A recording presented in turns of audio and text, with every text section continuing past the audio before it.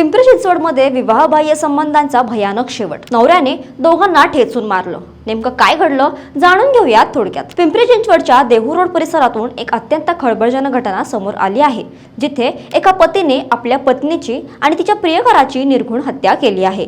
ज्ञानेश्वर साबळे असं अटक करण्यात आलेल्या आरोपी पतीचं नाव असून तो लेबर कॉन्ट्रॅक्टर आहे.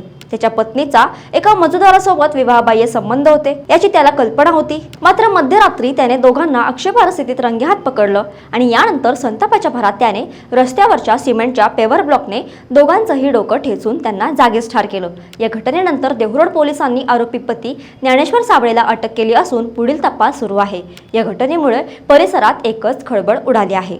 तुम्हाला काय वाटतं? संतापाच्या भरात कायद्याला हातात घेऊन केलेली अशी हत्या कधीही योग्य ठरू शकते का? तुमचं मत कमेंटमध्ये नक्की सांगा आणि अशा गुन्हेगारीच्या बातम्यांसाठी थोडक्यातला फॉलो करा.